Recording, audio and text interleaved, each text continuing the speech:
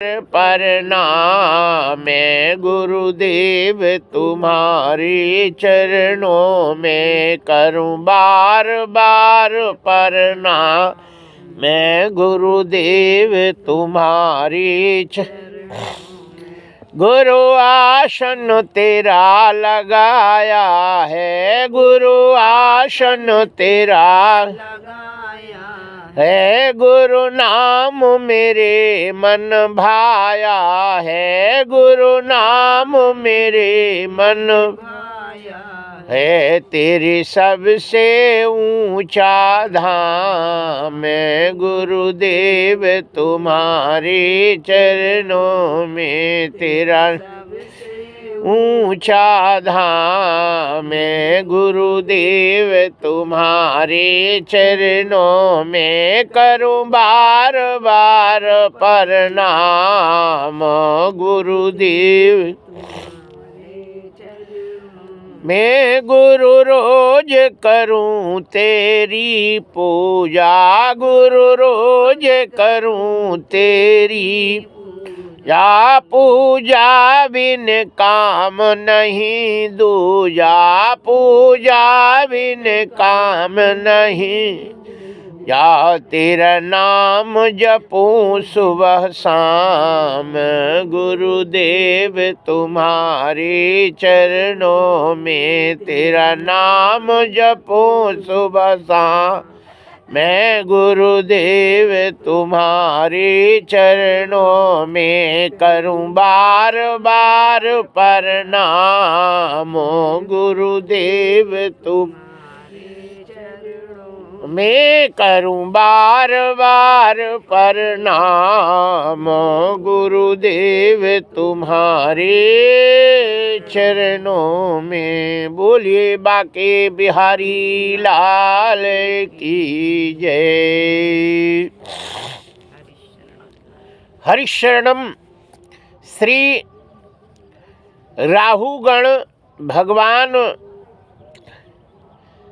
के विषय में जानने के लिए कपिल देव जी के पास सांख्य शास्त्र निर्गुण उपासना के लिए साधना करने जा रहे थे।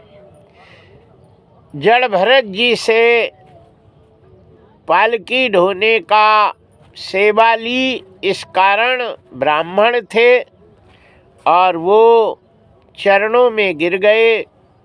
कहते हैं मुझसे बड़ा अपराध हुआ,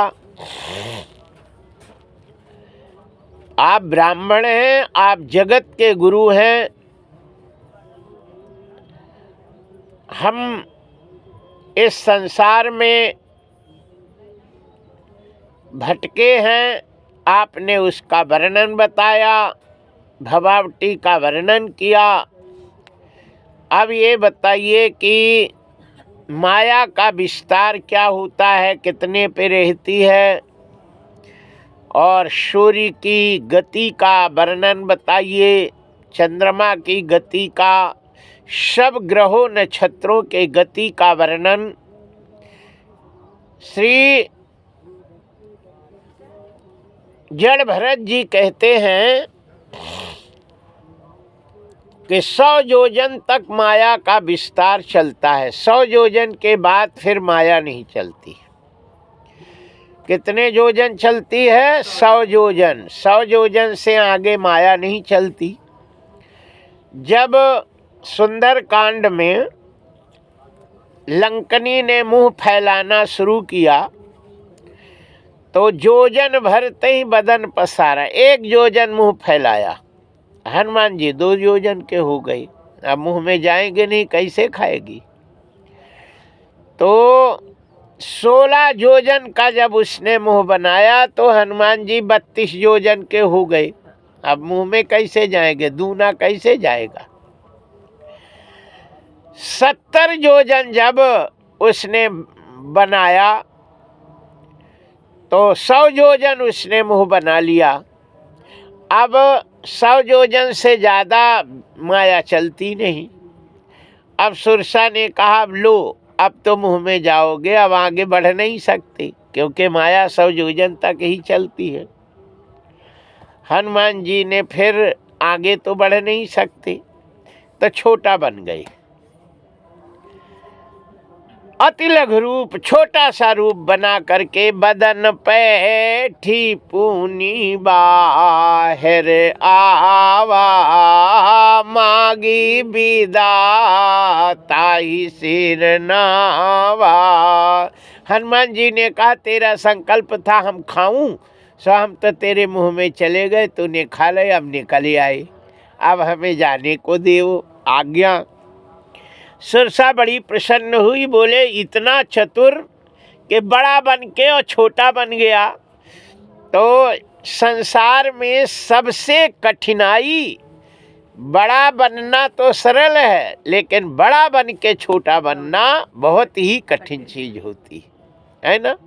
बड़ा बन के छोटा बन जाना ये असंभव चीज होती है। जो बड़ा बन जाते हैं फिर छोटा नहीं बन पाते हैं, छोटा नहीं बनते हैं, बड़ा बड़ा बन गए सोफा से बड़ा ही बड़ा। हाँ, अब कहते हैं कि जो जनरल में पैदल चलते हैं, धक्का मुक्की खाते, सब वो तो जो है ठीक है एसी में जा सकते, लेकिन जो एसी में जाता है धक्का मुक्की नहीं खाता, वो फिर जनरल में जा नहीं सकता।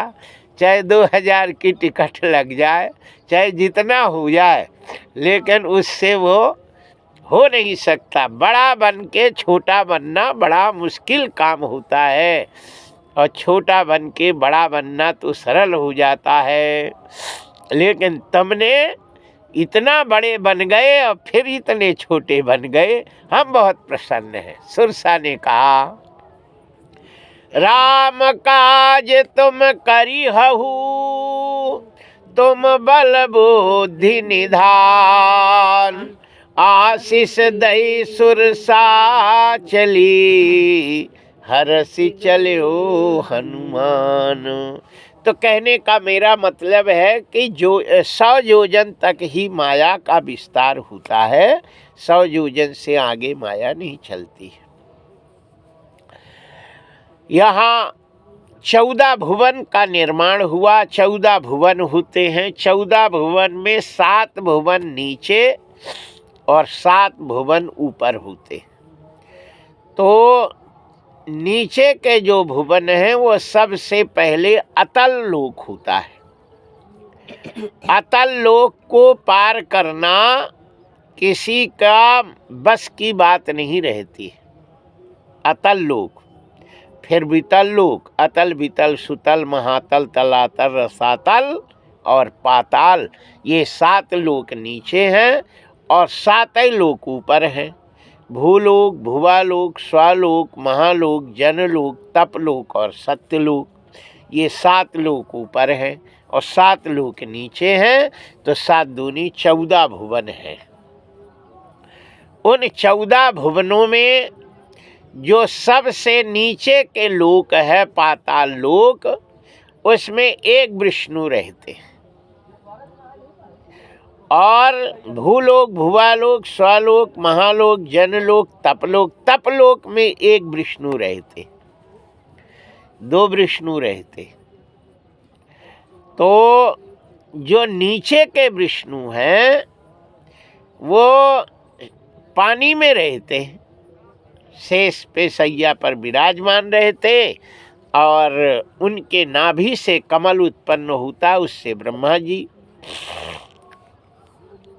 तो चूंकि पानी में रहते हैं और पानी का रंग क्या होता है, नीला होता है, सो उनका शरीर भी नीले के समान रहता है। नीलाम्बुज श्यामल कोमलांगम समारूपित वाम भागम, शांताकारम भुजगशयनम पद्मनाभम सुरीशम, विश्वाधारम गगन सदृशम, मेघवर्णम शुभंग। गगन के आकाश का गगन भी नीला होता है।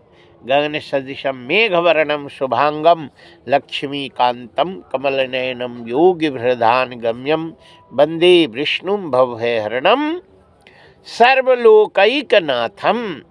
जो ऊपर के विष्णु हैं वो कैसे होते? वो नीले नहीं होते, वो कपूर के समान होते। कर्पूर गौरम करुणावतारम संसार सारम भुजगेंद्रहारम सदा वसंतम हृदयारविंदे भवम भवानी सहितम नमामि। सत्यलोक नारद चले करत राम गुणगान। नारद जी ज्यादातर सत्यलोक में जाते हैं। सत्यनारायण की कथा में वर्णन है कि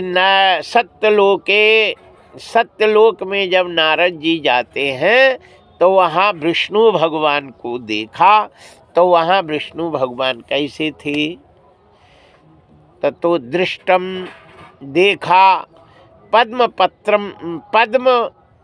उनका जो शरीर है वो शुक्ल वर्णम चतुर्भुजम, शुक्ल वर्ण के, सफेद, बिल्कुल व्हाइट कलर।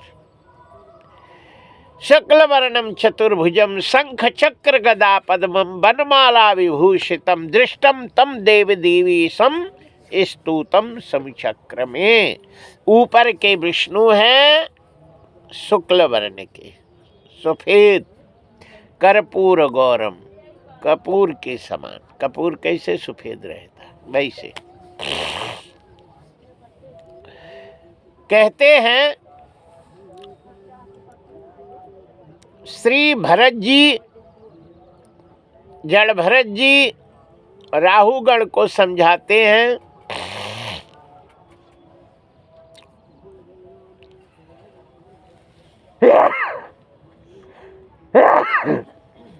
चौदह भुवन में सब अलग अलग व्यवस्था बनाई गई।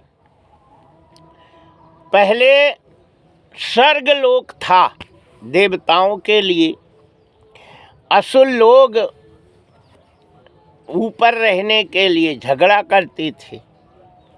तब विष्णु भगवान ने 7 लोक नीचे बनाया और नीचे के लोक में असुरों को रहने के लिए दिया। ऊपर के देवताओं को दे दिया, नीचे असुरों को दे दिया। बोले अब हिस्सा बट गया, अब तुम लोग झगड़ा नहीं करना, न तुम वहाँ जाने की कोशिश करना, न तुम नीचे जाने की कोशिश करना। सब अपने अपने दायरे में रहो, झगड़ा बंद होना चाहिए। तब से असुर और देवताओं में झगड़ा बंद हो गया और असुर लोग नीचे रहते हैं और देवता लोग ऊपर रहते हैं।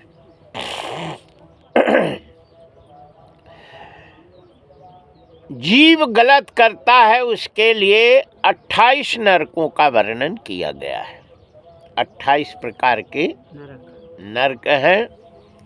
उन 28 प्रकार के नरक जो जैसा काम करता है उसको वैसे ही सजा देने का प्रावधान रखा गया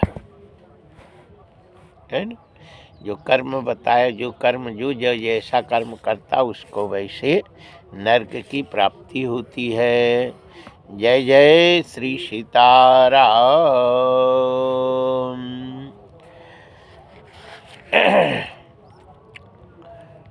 उसमें रौरव नरक है, महारौरव नरक है, कुंभी पाक नरक है, कृमि भोज नरक है आदि नरकों का वर्णन है। जो ये शरीर मेरा है, ये घर मेरा है, मेरे एक लड़का है, 2 लड़की है, पति है, ये काम करते हैं, मेरा घर यहाँ है, मेरा वो है, मेरे है ना 4 भैया हैं, 3 भैया हैं, मेरी बहनें हैं और ये मेरा शरीर है, ऐसा कहने वाले को भयंकर नरक की प्राप्ति होती है। ये नरक, क्योंकि सबसे बड़ा होता है झूठ। झूठ बोलने वाले को भयंकर नरक होता है। नहीं असत्य समपातक पुंजा, अगिरि सम होए की कोटिक गुंजा। असत्य के समान पाप नहीं होता है। तो जैसे किसी ने पूछा कि तुम्हारा ये शरीर है ना, तो ये शरीर तुम्हारा नहीं है कि है? ये माँ बाप ने दिया है, तो ये शरीर माँ बाप का है, ठीक। फिर पति तुम्हारा है? नहीं है, वो तो सास ससुर ने उसको शरीर दिया है ना। तो वो सास ससुर के हैं, है ना, अपना नहीं है।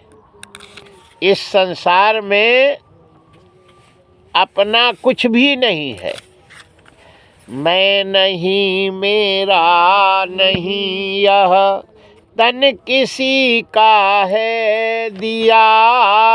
मैं नहीं, मेरा नहीं, यह तन किसी का है दिया। जो भी अपने पास है वह धन किसी का है दिया। देने वाले ने दिया, वह भी दिया किस शान से। मैं मेरा यह कहने वाला कह उठा अभिमान से। मैं मेरा यह कहने वाला मन किसी का है दिया। मैं नहीं, मेरा नहीं, यह तन किसी का है दिया। ये सब कुछ दिया है, इससे अपना कुछ नहीं है, सिर्फ राम जी के, प्रभु का है। बस इतना का है, वह प्रभु के हैं सब। हम तो एक नौकर हैं और राम जी की चाकरी करते हैं। ये सब राम जी के हैं, अपने कुछ नहीं है ना। ना आए थे तो किसी कुछ लेके आए थे, और जाएंगे तो भी कुछ लेके नहीं जाना है। सब यही मिला है, और जैसे मिला है वैसे छूट जाता है ना। जैसे मिला है वैसे एक एक करके सब छूट जाता है। फिर अपना काहे को परेशानी में डालो और भगवान से दूर हो। भगवान की चीज़ है और भगवान की चीज़ को अपनी कहना ये गलत है। किसी की चीज़ को किसी के अपना क्यों कहो, है ना। तेरा तुझको अर्पण क्या लागे मेरा, नहीं कहते आरती में, तेरा तुझको अर्पण। हाँ, सब झूठ बोलते, इसलिए इन सबको नरक की व्यवस्था बनाई गई है। तेरा तुझको अर्पण। जय जय श्री सीताराम। इसलिए सबसे अच्छी बात है सब प्रभु का है ना। सब भगवान का है, ना कुछ मेरा ना कुछ तेरा, ना कुछ मेरा है ना कुछ तेरा है।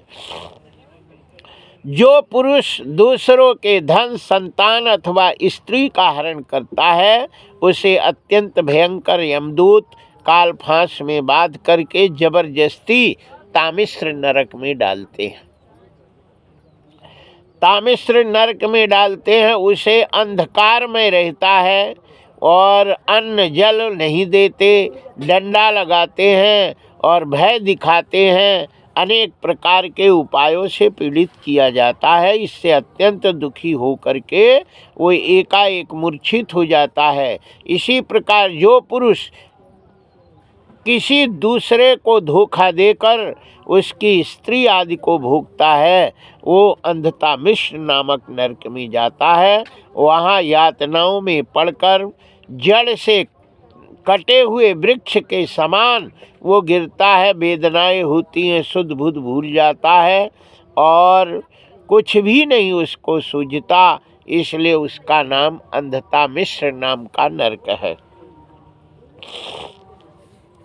जो पुरुष ये शरीर मैं हूँ, जो हम अभी बता रहे थे, जो ये कहता है ये शरीर मैं हूँ, ये स्त्री मेरी है, ये मेरे पति हैं, ये मेरा लड़का है, ये मेरी माता है, ये मेरे पिता हैं, ये मेरा घर है, ये मेरा द्वार है, ऐसा बुद्धि के द्वारा दूसरे प्राणी को द्वेष करता है, द्रोह करता है और कुटुंब का ही पालन पोषण में लगा रहता है, अपना शरीर छोड़कर अपने पाप के कारण स्वयं ही रौरव नरक में जाता है। तो रौरव नरक की प्राप्ति सबे को होनी है, ऐसा कोई नहीं है कि जो नहीं होवे उसके लिए वही बच जाता है जो अपना कुछ नहीं, सब ठाकुर जी का है ना।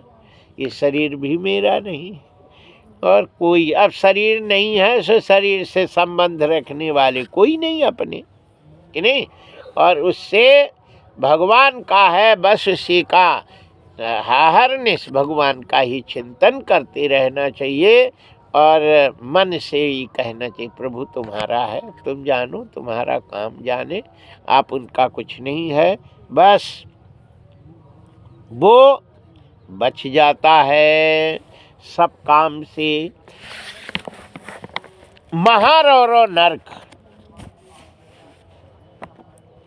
जिसमें व्यक्ति जाता है जो और किसी की परवाह ना कर केवल अपने ही शरीर का पालन पोषण करता है, वह कच्चा मांस खाने वाला रुरु नाम का नरक में जाता है। जो क्रूर मनुष्य श्लोक में अपना पेट पालने के लिए जीवित पशुओं को मारता है, मांस खाता है, जीवित पशुओं को मारता है और हृदयहीन राक्षसों से भी गए बीते पुरुष को यमदूत कुंभी पाक नामक नरक में ले जाते हैं। घड़ा रहता है बहुत बड़ा, उस घड़ा में तेल रहता है और तेल को खूब आगी बार के वो खौलाते हैं, जैसे पूड़ी डालते तो लाल लाल हो जाए, बहुत तेज पूड़ी तो धीमा आंच में डालते हैं, वो उतनी कुछ देर उसमें रहती है। जब खूब तेल गरम हो जाए उसमें धुआं से निकलते, उसमें डाले नहीं कि वह लाल हो जाती तुरंत, ऐसे उसमें जीव को डाल देते और जैसे वो जाता है वैसे पूरे पड़ करके बिल्कुल लाल लाल हो जाता, आँखें तो सब सीताराम, मुंह में पूरे छाल सब लाल हो जाता है, लेकिन मरता नहीं है वो, तड़पता है, वो ताड़न शरीर होता है। दर्द इससे ज़्यादा होता है लेकिन प्राण नहीं निकलते, वो मरेगा नहीं, कष्ट को दे, ताड़न है, कष्ट। ऐसे खलते हुए तेल कुंभी पाक नामक नरक में डालते हैं। जो मनुष्य इस लोक में माता पिता ब्राह्मण वेद का विरोध करता है, यमदूत कालसूत्र नामक नरक में ले जाते हैं। उसका घेरा 10,000 योजन का है, उससे भूमि जो है तवा के जैसे तवा होता है वैसे गर्म रहती है और उसी ऊपर से सूर्य की गर्मी और नीचे से अग्नि दहकती हुई तवा की भूमि पर वो पापी जीव को 10,000 वर्ष तक वहीं पे रखते और नीचे लेट नहीं सकता और चलेगा सो कूदता रहता है, ऊपर गर्मी नीचे गर्मी। अब हाय राम, बेचैन हो जाता है। कहीं बैठता है तो फोड़े पड़ते हैं, कहीं छटपटाता रहता है, कहीं खड़ा होता है, इधर उधर दौड़ता रहता है। इसी प्रकार नर पशु के शरीर में जिस पशु के शरीर में जितने रोमा होते, जिस जीव को खाता है वो, उसके जितने रोम होते हैं उतने 1000 वर्ष तक उसको उसी दुर्गति में डालते हैं। जो पुरुष किसी प्रकार की आपत्ति ना आने पर वैदिक मार्ग को छोड़ करके पाखंड पूर्ण का आश्रय लेता है, यमदूत असितापत्र नामक नरक में डालते हैं। कोड़े से पीटते हुए उसको इधर उधर वो बचता है, दौड़ता है, लेकिन वो ताल बन के तलवार के समान उसके पत्ते रहते हैं, और वो पत्ते यदि शरीर में थोड़ा ही छू गए तो पूरा काट देते हैं। पत्ता छुए नहीं, पूरा वो घुस जाते, कट जा, छिन्न भिन्न पूरा शरीर हो जाता है। सूल की तरह। हाँ, कहते हैं कि जो मनुष्य इस लोक में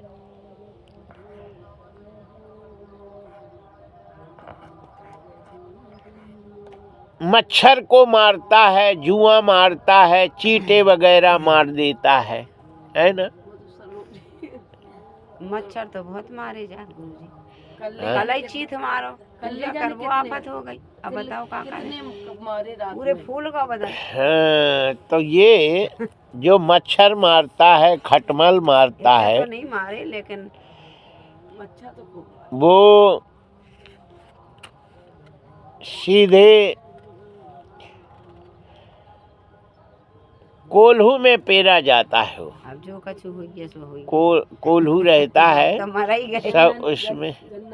वो जैसे नहीं, वो जो है तेल पेरवी वाला, उसमें ऐसे मुंडी डाल देते, अब वो ऐसे चलता है, सब पर उसमें जो है पिसता है पूरे, जो है जैसे मच्छर मारे ऐसे करके ऐसे नहीं कर देते सब वो पिलहुल जाता है उसी में। वो खटमल तो और खतरनाक चीज है, आदमी पानी डाल दे खोल तब भी नहीं करत। हाँ, तो ये करते हैं तो उन्हें नरक में डाला जाता है। जो कहते हैं कि ये जो जीव है, इस जीव को सांप को मारते, मृग को मारते, पक्षी मारते, खटमल मारते, इन द्रोह किया है, उसे निद्रा शांति भंग हो जाती है, इसलिए बेचैन होकर के उसको मारते हैं। उन्हें ठंड लग रही है। अंधता मिश्र नामक नरक में डाला जाता है, कोल्हू में पेरा जाता है और बहुत कष्ट होता है। जो मनुष्य श्लोक में बिना पंच महायज्ञ किए हुए खा जाता है, दूसरे को दिए स्वयं खा लेता है, उसे कौवे के समान कहा गया है और परलोक में कृमि भोज नामक नरक में डाला जाता है। 1,00,000 योजन लंबा चौड़ा एक कीड़ों का कुंड होता है, उसी में कीड़ा बना करके उसको डाल दिया जाता है।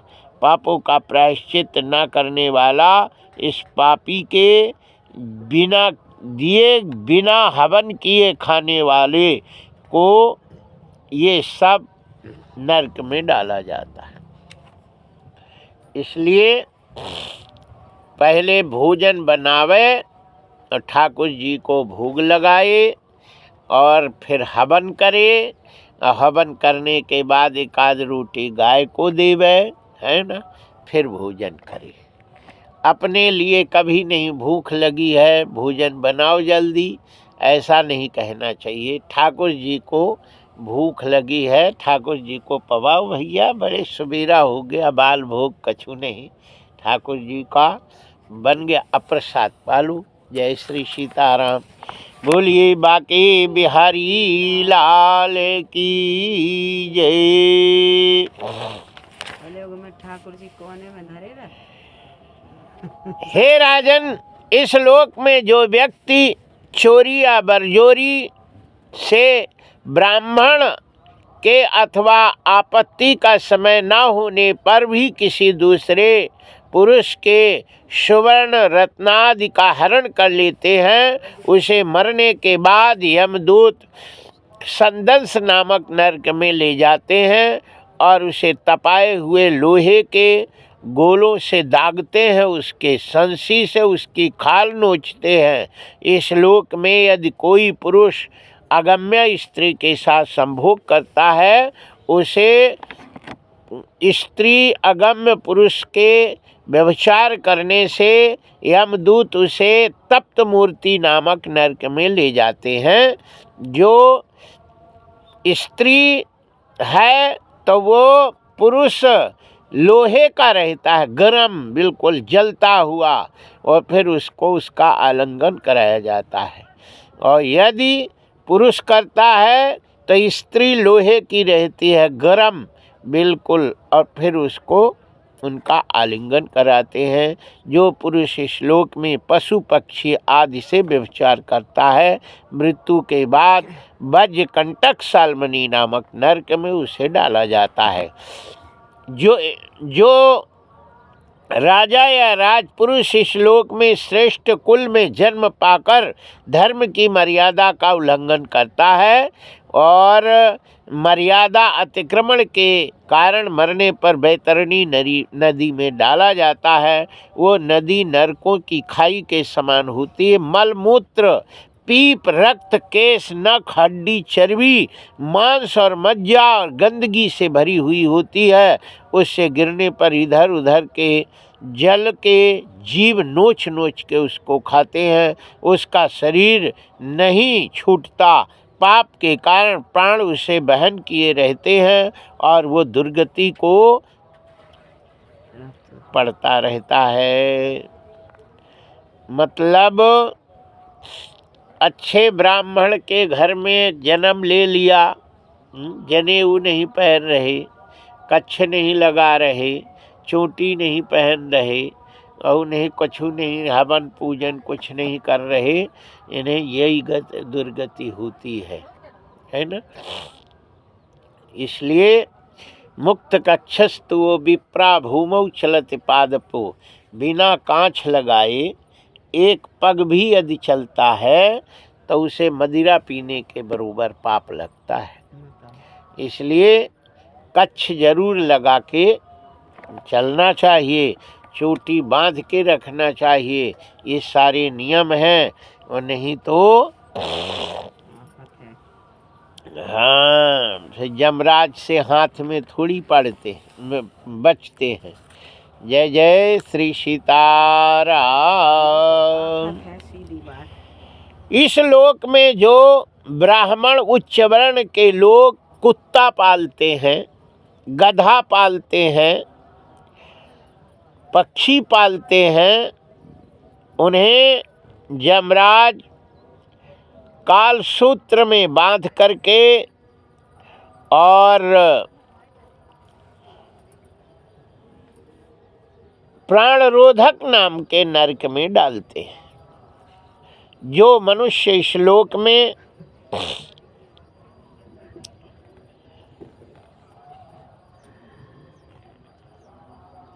जो कोई मनुष्य चोरी अथवा राजा या राजपुरुष के लोगों से किसी भी घरों में आग लगा देता है, किसी को विष दे देता है, वो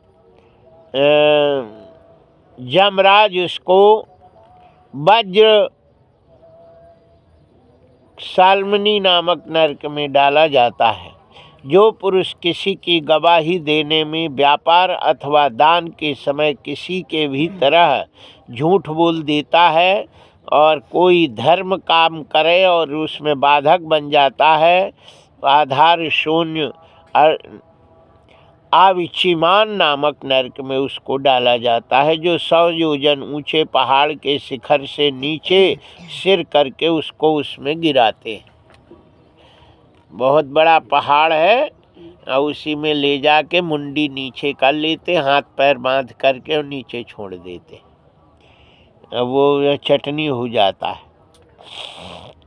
टुकड़े टुकड़े हो जाते हैं। जो ब्राह्मण या ब्राह्मणी अथवा व्रत में स्थित और कोई भी प्रमादवश मद्यपान करता है, उस वैश्य को सोमपायन नामक नरक में ले जाते हैं और उस नरक में छाती पर बैठकर उसके मुंह में आग से गलाया हुआ लोहा उसके मुंह में डाल देते हैं। जो दारू वारू पीते हैं तो उनको उसके मुंह फाड़ के और उसमें लोहा खूब पानी जैसे रहता है तो उसके मुंह में सीधे डाल दिया, वो फिर पानी डाल देते हैं, समूसर बन जाता है, वो ठंडा हो गया, लोहा बन गया और फिर वो पेट तक जाता है, फिर उसको निकालते, लेकिन मरता नहीं है। अब ऐसे आदमियों के डाल दे तो डालता ही ठंडा हो जाए, प्राण लिया, मुंह में लोहा डाल दे बराता हुआ सब तो जो है और ठंडा होगा सब वो पूरा। कई खिचड़ी बहुत गर्म होती, अरे राम का इच्छा नहीं पर अब वो मरता नहीं है, कष्ट को प्राता है। कहते हैं कि जो पुरुष इस लोक में निम्न श्रेणी के होकर भी अपने को बड़ा मानने के कारण जन्म तप और विद्या आचरण वर्ण आश्रम में अपने में बड़ों का विरोध निषेध सत्कार नहीं करता, जीता हुआ मरे के समान होता है और मरने के बाद क्षारमेदन नामक नरक में डाला जाता है। नीच जाति में जन्म लेता है और वो पोथी पढ़ पढ़ के अपने को विद्वान कहता है कि हम बड़े हैं, हमारे पैर छुओ और मुझे जो है ज्ञान लो, तो उसको ये नरक की व्यवस्था की गई है ना। इसलिए ज़्यादा कछु लोग तो ये सब दुनिया के पढ़ पढ़ के और झगड़ा करवे के लाने अपने को कि हम विद्वान हैं, हमसे पूछ लो, हम सब जानते हैं, और उसको करता उसे रक्षदंश नामक नरक में गिराया जाता है। जो पुरुष इस श्लोक में नर्वेदाधि भैरव राक्षस आदि का व्यजन करता है, पशुओं की बलि देता है, खाता है, उसे भी यमदूत तरह तरह की यातनाएं देते हैं और रक्षोगण नामक नरक में डाला जाता है। इस नरक में कसाईयों के समान कुल्हाड़ियों से काट काट कर उसके लहू निकालते हैं। मांस भोजी पुरुष इस लोक में मांस भक्षण करने वाले होते हैं, उनको जमदूत भयंकर यातनाएं देती हैं और उसे शूल प्रोत नामक नरक में डाला जाता है। राजन, इस लोक में सर्पों के समान उग्र स्वभाव पुरुष दूसरे जीव को पीड़ा पहुंचाते हैं। मरने पर दंतशूल नामक नरक में उसको गिराया जाता है। श्री सुखदेव जी महाराज राजा परीक्षित को इन नरकों का वर्णन करते हैं। तो राजा परीक्षित के पूरे शरीर कांपने लगा, रोम खड़े हो गए और आंखों से आंसू बहने लगे और चरण पकड़ लिए, बोले महाराज अब नहीं बचे अब नहीं बचे। काहे? बोले ये सब हम कर चुके हैं हमसे अपराध हो गया है और हमें अब नरक ना जाना पड़े, इसके लिए कछु उपाय बताओ। श्री सुखदेव जी महाराज कहते हैं कि चंद्रायण व्रत है, कृष्णायन व्रत है, ये सारे व्रत हैं, लेकिन ये महीना भर के हैं, 15 दिन के हैं, और तुम्हें तो जल्दी जाना है। 7 दिन का समय था तो आप वो तो निकल ही गए, थोड़े बहुत बचे हैं, सो इसमें आप कैसे करोगे? बोले यही तो हम बता रहे, पूछ रहे कि आप गुरुजी हैं, कृपा करें और हम नरक न जावें। श्री सुखदेव जी महाराज कहते हैं कि चंद्रायन व्रत करे, कृष्णायन व्रत करके प्रायश्चित कर लिया, फिर अपराध करी, है ना। मान लो कि कर लिया, फिर मन है, फिर कहीं हो गया अपराध, तो फिर कौन सा व्रत करेगा? है? एक बार कर लिया फिर अपराध हो गया तो फिर थोड़ी होता है। इसलिए इन सभी अपराधों का प्रायश्चित है भगवान का नाम। भगवान का नाम स्मरण करता रहे, ये नहीं कि काम अपराध कर ले और राम राम कह ले वह, है ना। कोशिश करे कि वो अपराध न हो, लेकिन यदि हो जाए सो राम राम कह ले। तो इसलिए हिंदू लोग सारे मुसलमानों की गिच्छी काटे, वहाँ बोले जय श्री राम जय श्री राम। अपराध कर लिए, अब ये दुष्ट है, इनका अपराध हो गया, सब बोले जय श्री राम, राम कह लिए, उसका अपराध क्षमा हो गया। तो मच्छर दुष्ट है, खून पियत हम लोग को। हाँ, सो इसमें यदि मर जाए तो राम राम कहते रहना चाहिए। भगवान का नाम स्मरण करे तो सारे अपराध क्षम्य हो जाते हैं। श्री सुखदेव जी महाराज से परीक्षित पूछते हैं, महाराज राम राम कह लिया तो वो पाप सब क्षम्य हो जाता, नष्ट हो जाता है?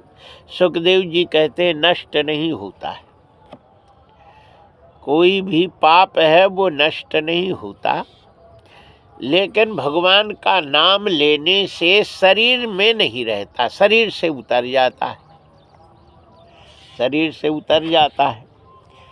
और जब भगवान का नाम लेना बंद कर दे तो फिर चढ़ जाता है, फिर वो पाप चढ़ जाएगा। और राम ही राम कहता रहे, कब वो बंद ही ना हो वह, तो वो फिर चढ़ेगा नहीं, उतरे ही रहेगा। इसी प्रकार मरते समय यदि भगवान का नाम आया सो पाप सब उतर गया, है ना।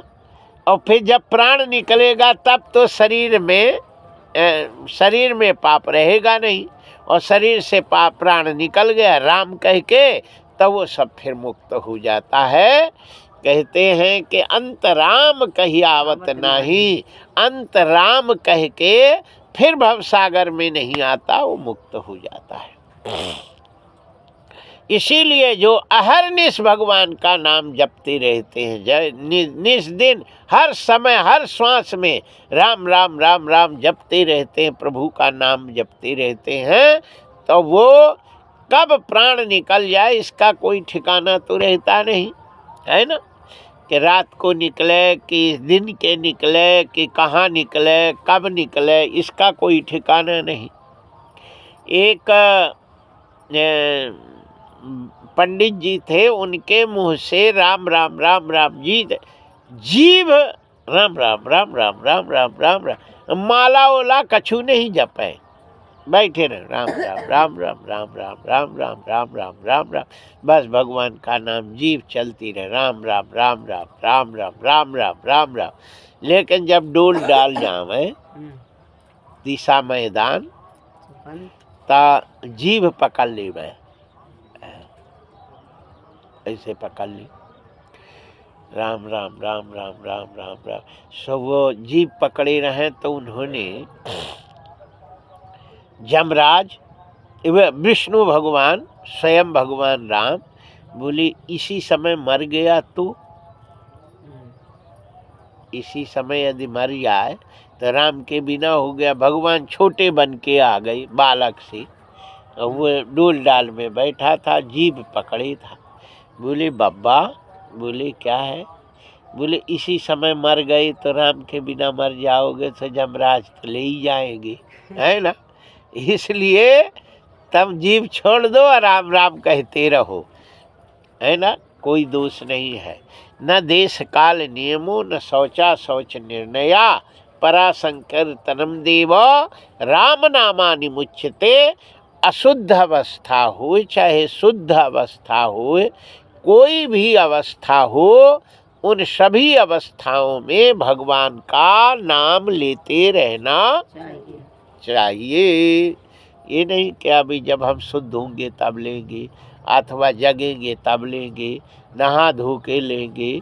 जैसे नींद खुले और तुम सो लेट गए और बस भगवान का स्मरण करते राम राम राम राम राम राम सीताराम सीताराम सीताराम, अब सो गए, राम कहते जगे फिर सीताराम सीताराम, तो 24 घंटा का भजन हो जाता। पूरी रात भजन भजन करते हुए प्राण निकले, माने सो जाए, और जब जगे तो वे भगवान का नाम लेते रहे, तो उसको नरक में नहीं जाना पड़ता है, नरक से मुक्त। सुखदेव जी महाराज से परीक्षित पूछते हैं, महाराज ये किसी ने किया है कि आप हम ही को बता रहे? तो बोले एक कानकुब्ज पंडित जी थे। सब कानकुब्ज बहुत अच्छे थे, धर्म में चलते, नियम से रहते। वो कानकुब्ज तो वैसे धार्मिक होते हैं, बढ़िया सब नियम कायदे से चलते। उनके जो है 2 लड़के थे। एक छोटे लड़के को उन्होंने काशी बनारस में खूब अच्छी विद्या अध्ययन किया, पढ़ने में बहुत होशियार था। उस लड़के को 25 साल के बाद विद्या अध्ययन करके आए, और जैसे आए तो तुरंत उनका विवाह हो गया, सुंदर लड़की से विवाह हुआ। और वो बेचारी लड़की भी बहुत धर्मात्मा थी, पति को बिना भोजन कराए भोजन नहीं करती। वो पहले पानी भी पिए तो पहले पति को पवा देवे फिर पिए, ऐसा वो नियम करती थी। अजामिल नाम उसका अजामिल था, और वो भी खूब 4 बजे उठ करके संध्या पहले जावे, जंगल से संविधा वगैरह ले आए, फूल वगैरह ले आए, और फूल वगैरह ला करके रखे, फिर स्नान करे और फिर संध्या बंदन करने शुरू कर दी। 3:30 बजे ये काम है। फूल बिना नहाए ही उतारना चाहिए, फूल को नहा के नहीं उतारना चाहिए। तुलसी पत्र बिना नहाए नहीं उतारना चाहिए, नहा धो के उतारना चाहिए। फूल बिना नहाए उतारना चाहिए। तो संविधा वगैरह जंगल से बिना नहाए सब सुबह उठे, फूल वूल बेलपत्री वगैरह ये सब चीज़ें अपना जो है इकट्ठा कर लेता और पूजा करता, और पूजा करके अपना हवन करता। हवन करने के बाद ही कुछ करता। अच्छा, कोई ये नियम करते हैं कि जब तक नहा नहीं लेते तब तक बात नहीं करते, किसी से बोलते नहीं, मौन हो करके ये काम करते हैं। और अजामिल सीधे जंगल गया, और ठंडी का बहुत समय था, पूस का महीना था, और ठंड उसी समय तो खूब पड़ती है। मकर संक्रांति ठंड का मेन होता है ना। मकर संक्रांति के बाद फिर ठंड कम होने लगती है, और बसंत पंचमी से तो फिर बहुत कम हो जाती है। ऐसे वो कमी होने लगती, तभी कम हो गई। अब तो बिल्कुल कम हो गई है ना। हाँ जी आएगी जरूर एक पलटी बहुत जरूर। हाँ, अब आएगी, पानी का होगा कहीं न कहीं, गर्मी पड़ी और पानी गिरता है। सो यहाँ कहते हैं कि अजामिल जो है वो जंगल गया और उसके हाथ काम नहीं करे, मुट्ठी नहीं बंधे, बिल्कुल ऐसे ही अकड़ गए। अब फूल तोड़े कैसे, जब ये हाथ अंगुली काम करेगी और जुड़े सो फूल टूटे। उनने कहा हे भगवान, उसने फूंक मारे और ऐसे करे, लेकिन वो अकड़ गए, पूरे सुन्न पड़ गया। अजामिल ने सोचा कि कोई आगी होगी की व्यवस्था यदि होती तो काम बन जाता। इस जंगल में आगी को कहाँ से मिले, लेकिन उसने धुआं देखा, धुआं दिखाई दिया। सब वो वहाँ पहुँचा। तो जैसे पहुँचता है तो वहाँ एक स्त्री थी और एक पुरुष था, और वो दारू पिए हुए थे दोई, और वो दोई एक दूसरे से अर्ध वस्त्र में थे और एक दूसरे को विषय भोग कर रहे थे। उसको देखकर अजामिल का मन, अजामिल ने अपने मन सोचा कि ये बहुत गलत हो रहा है, हम सुबह ही ऐसे दिखाई दे दिया, हे राम ये क्या हो गया, अब हमें यहाँ से चलना चाहिए। सो देख के वो सीधे मुड़ा। लेकिन उसके मन ने कहा, मन ने अंदर, मन शैतान होता है, मन ने कहा तेरी पत्नी तो ऐसा करती नहीं, और ये देखो कैसे कर रही है, और चलो चल के देख। मन ने उसको जबरदस्ती अजामिल को उस वैश्या के पास ले गया, और उस वैश्या ने उससे कहा कि तुम मेरी जब सब बात मानोगे तब हम तुम्हारे साथ ऐसा करेंगे। उसने कहा हम सब मानेंगे, और उसने हो गया, उसको अपनी घरवाली बना लिया और पत्नी का त्याग कर दिया, माँ बाप का त्याग कर दिया। पूजा छूट गई, पाठ छूट गया, ठाकुर जी चले गए वहीं धरे रहे, सालिक राम घर में धरे। उसने उस वैश्या को मल जैसे कमाई को खाने लगा, और वैश्या अपना पहले खावे और फिर उसको खिलावे। जूठा खाया, दिमाग भ्रष्ट हो गया उसका, और मांस खाने लगा, जानवरों को मार मार के खाने लगा। अत्यंत इतना शिष्टाचार, इतना धर्मात्मा, संध्या बंदन करने वाला ब्राह्मण पूरा राक्षस जैसे हो गया। उस वैश्या के लड़का पैदा होने लगे तो 7 लड़के हो गए, 8 में गर्भ से थे, गर्भ में थी, और उसके अजामिल 80 वर्ष की आयु हो गई, बूढ़ा हो गया 80 वर्ष का, लेकिन फिर भी उसके वो गर्भ में थी, लड़का था। जंगल गया हुआ था, तभी वहाँ कुछ महात्मा लोग गांव में आए। लोगों से पूछा कोई अच्छा ब्राह्मण होवे, कानकुब्ज ब्राह्मण अच्छे होते हैं, ऐसे कोई होवे तो हमें घर बता दो, हम अब भोजन करेंगे और विश्राम करेंगे, फिर जाएंगे। लड़के लोग बड़े उपद्रवी होते हैं, जो मोहल्ले में बेकाम बैठे रहते, सब उन्होंने कहा महाराज हमारे यहाँ एक महात्मा रहते कानकुब्ज ब्राह्मण के, अजामिल नाम है उनका, और गांव के बाहर उनका घर बना है, सो आप वहाँ पहुँच जाएं, वहाँ बहुत स्वागत होगा। सो ने पूछा भैया अजामिल महात्मा का घर कौन है? सो लोग है ना, माताएं ऐसे अचरा मुँह में करके ऐसे कर ले में अंगुरी से कह दें ऐसे चले जाओ।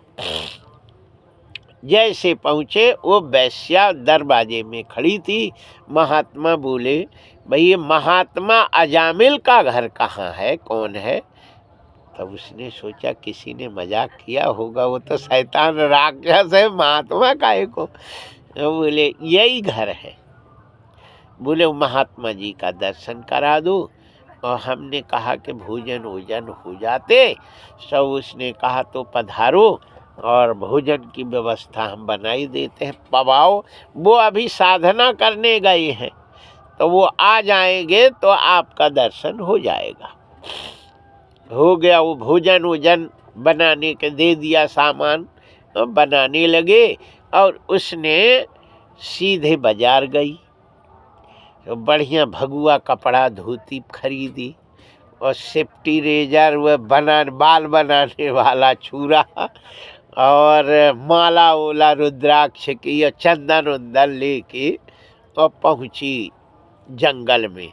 उसे मालूम था कि इधर से वो अब वो उधर से एक दो हिरण मार के और कछु डकैती करके माल लेके आ ही रहा था। तो पत्नी वही कही तुम कैसे आई?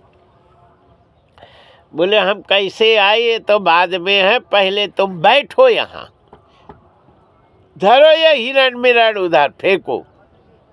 अरे बोले नहीं सब्जी बनेगी इसके।